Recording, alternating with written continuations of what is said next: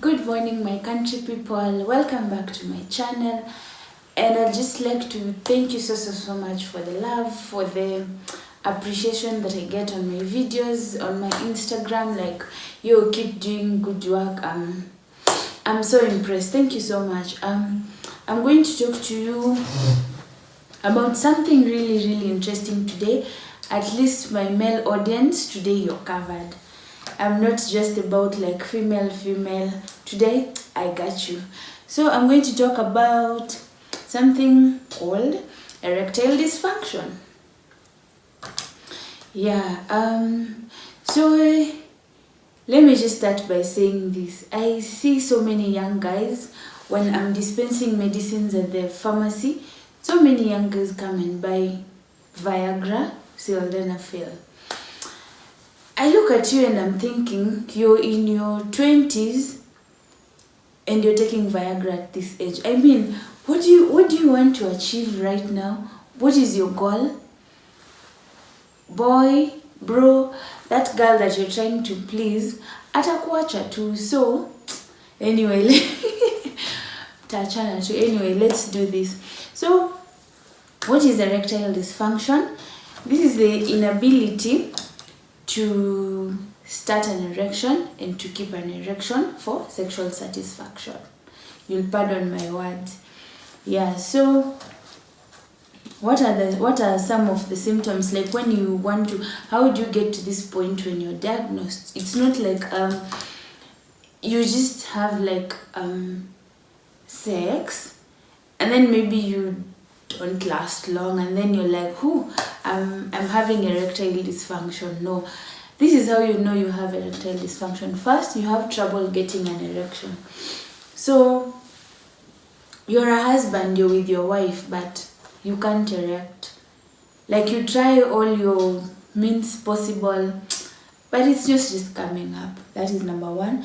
Two, trouble keeping an erection. So yes, you erect, but you can't keep it for so long in order to satisfy your partner. Then three, you have reduced sexual desire. So those are the three criteria that you have to meet in order for you to have erectile dysfunction. And it has to happen for a long period of time, not just once. And then you diagnose yourself with erectile dysfunction. No, it has to be for some time. So what are the causes or the risk factors? So I've divided the causes into two. We have physical and psychological. So let us start with physical. So physical, this is just what affects your, like maybe let me say male reproductive system. So one, we have, maybe you have a disease from childhood that affects your male reproductive system, so you can't even sustain or keep an erection. That's number one. Then two, we have diseases. So if you look at most people with lifestyle diseases like heart disease, myocardial infarction, obesity, hypertension, Parkinsonism, and some of the cancers of the genital system, like maybe colorectal cancer. Sorry, that is not of the genital system. Colorectal cancer. We have prostate cancer, urinary bladder cancer. So like people, you see, first of all, the disease just puts you in a state that you're not even in the mood. And then we have medicines. So medicines like antidepressants, some antihistamines. Yes, so just continue abusing antihistamines over the counter. You'll get erectile dysfunction. Then some antihypertensives, some analgesics. So analgesics, these are painkillers. Then some steroids, yes, and testosterone. So these people who are always working out is good, yes, but you're working out at the same time you're taking steroids so that you can look so sexy and masculine. Bro, you're bringing erectile dysfunction upon yourself, because the more you take the steroids, the more they suppress the axis that produces, they suppress the hormones in the body that lead to production of testosterone, because all of them, they're steroid in nature. So the more you take, the more you suppress your system. Then we have tobacco use. So tobacco use, it just restricts blood flow to your arteries and veins that supply your penis and then that is how you end up with erectile dysfunction. So observe, if you have someone who frequently smokes, just, I'm not saying you go and ask or whatever, but just make your observation, then you'll see. And then alcohol use also. Then injuries to the genital area, like trauma. Let me say, for example, someone has a surgery in that area, or you have, what is this thing called? Yeah, like an accident. So maybe you're involved in an accident, and then it affects your genital area. You can like get affected. Or maybe people who like playing sports, rugby, football, those rough sports that you guys play, you can injure yourself and you can have erectile dysfunction because of that. Yeah. And then age. So age contributes a lot to erectile dysfunction. So you see, most people who present with erectile dysfunction are usually very old in nature. Yeah, so for the young guys, I don't think you have erectile dysfunction unless you have now these are the risk factors. You're just doing it for pleasure, and you'll see how it affects you. So psychological factors. So psychological, these are just factors that affect your mental health. So for example, maybe you're stressed at work or home. So unaenda job, boss anakupigia kelele, you have stress, then you come home, your wife is nagging, you can't even have peace. So ladies, please stop nagging men, stop stressing people. Yeah. Then depression. Yeah, so when someone is depressed, they're not even in the mood to do anything. Same with anxiety.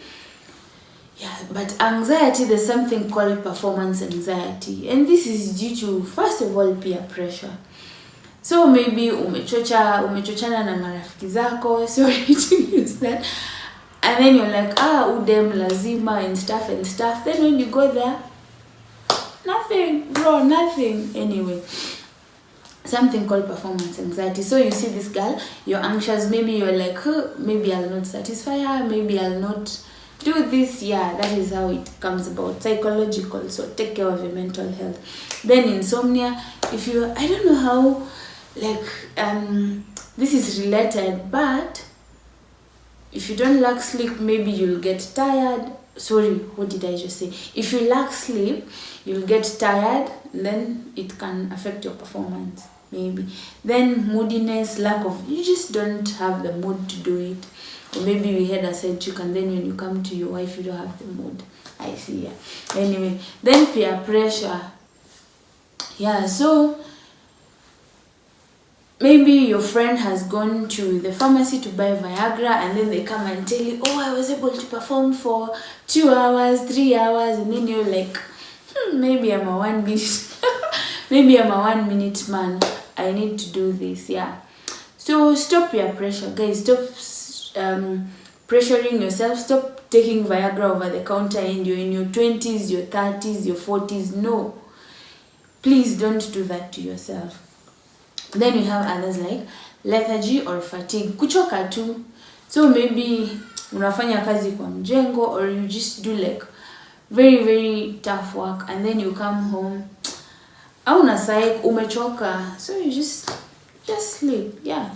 Anyway, so I'm joking too much. So treatment. So how do we treat this? So first of all, you've seen the risk factors. So is psychological and physical.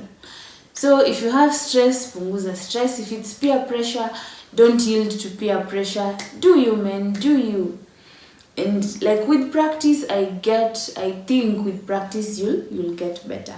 Yeah. Then exercise, because exercise will help you release your mental stress. It will help you calm down, and then you're good, bruh. Then sexual counseling. So you can go to a counselor who will tell you what to do. I have no idea, but they'll tell you what to do, how to sustain an erection if it's possible. Yeah, someone can tell us in the comment section. So then we have now sildenafil as a drug, which is used to treat. So the Viagra that you people abuse.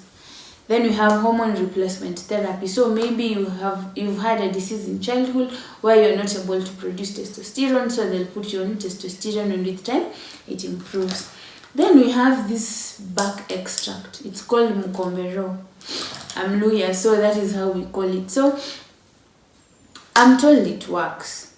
Yeah, so if you can find access to it, maybe you can, better than taking Viagra. It's natural. So yeah, it's usually like a long brownish herb. I've even seen people peddling around on the streets of Nairobi. So, but I don't know if it's potent or not. But najua ya Luya land is it's very potent. Yeah, by potent I mean like in a work. Yeah. So this question, someone asked me, can Viagra really cause impotence? And my question is, if you're normal and if you're healthy and you're abusing it, there's a very high chance that you'll become dependent on it. And there's a disease or a condition called priapism. So this is a condition whereby you have very long and sustained erection. So for maybe 6 hours or more than that, or even 3 hours. Yeah, you can't stay with an erection for that long, really. 6 hours, whoa, it will become, first of all, painful, and then you see it can restrict blood flow to the smooth muscles of the penis, and this can lead to permanent damage. Hence you'll have now once blood flow to the penis is restricted, your penis will not be supplied by blood, and then the vessels will be affected in such a way that you'll not even be able to sustain or even start an erection. So if you're abusing Viagra, it's really high time. I plead with you, like, you're a young man, just do exercise. And I'm not advising you to take this medicine, but just practice makes perfect. No one is perfect at the beginning, but if you must indulge, please do not yield to peer pressure. Do not take Viagra. It's gonna affect your health. Yeah, so that's it for today's video. If you have any other thing, any other comment about erectile dysfunction, kindly let me know in the comment section. Make sure to like, comment, subscribe, and share. Thank you so much. Bye.